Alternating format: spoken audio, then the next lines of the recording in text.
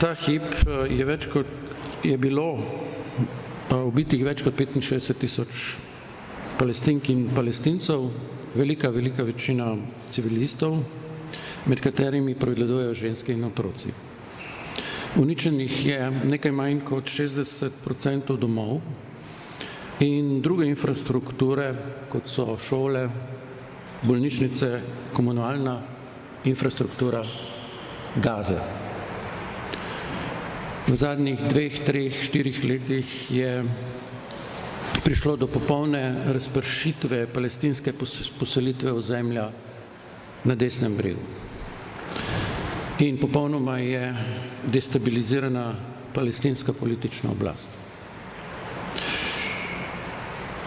To je iztočnica za to, da se je v zadnjih nekaj letih, ne začenši z dogodkom 7. oktobra izpred 2 letih, ampak že veliko prej, cela vrsta judovskih avtorjev, poudarjam judovskih, lotila vprašanja, zakaj je prišlo do situacije, kot jo lahko spremljamo zdaj. In v izogib pristranskosti smo mi za tematizacijo te situacije izbrali enega izmed teh judovskih avtorjev, ki samokritično gledajo na situacijo zdaj, ne samo v tem trenutku, ampak tudi v bližnji in daljni preteklosti. In eden takih, ki to redno počne, je tudi naš kolega Omar Bartov z ameriške Univerze Brown, ki je hkrati izraelski državljan in ameriški državljan in ki je, kot nekateri verjetno veste, velik strokovnjak za holokaust, za preučevanje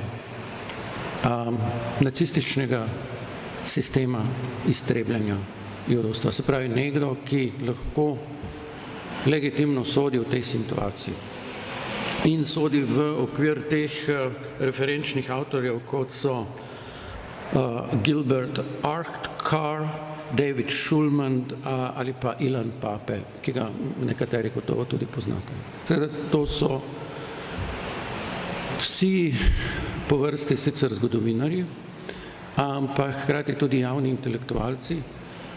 Večina od njih živi ali zunaj Izraela ali pač delajo na izraelskih in tujih univerzah, kot recimo Ilan Pape, ki je razpet med univerzo v Haifi in eno od britanskih univerz. Torej, odločili smo se za interpretacijo ljudi, ki poznajo, kot se reče, obe strani in ki ugotavljajo, da enostavno, kot pravi naslov tega teksta, ki je prvič šel v New York Review of Books letos poleti, da ni neskončne pravice nikogar, ne judovskega naroda, ne sionističnega gibanja, nobene druge skupnosti, da lahko zaradi svoje polpretekle ali pretekle zgodovine kakorkoli nadaljuje z prakso, ki je bila izpostavljena sama. In tukaj seveda ne gre za tisto površinsko, plakativno vprašanje, kako je mogoče, da ljudje, ki so pretrpeli vse to, kar so pretrpeli, počnejo to. Ker je to vprašanje v osnovi neumno, ker so Judje, kot vsi drugi ljudje, enako pravični in nepravični, enako dobri in hudobni in tako naprej. Skratka, se namenoma izogne temu moralističnemu tematiziranju in zelo suhoparno, taksativno, kot že drugi omenjeni avtorji povejo, zakaj je v celi zadevi šlo in kje so skrite korenine genocida nad palestinskim narodom. In zdaj, če kdo želi formalno ogovarjati, teden dni nazaj so to definicijo posvojili in sprejeli in deklarirali tudi Združeni narodi.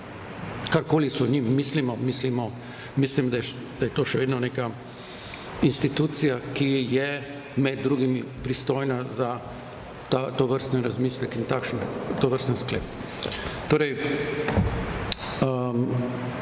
pričakovano je tale knjižica naletela na velik odziv, tako da lahko v kratkem verjetno pričakujemo tudi ponatis.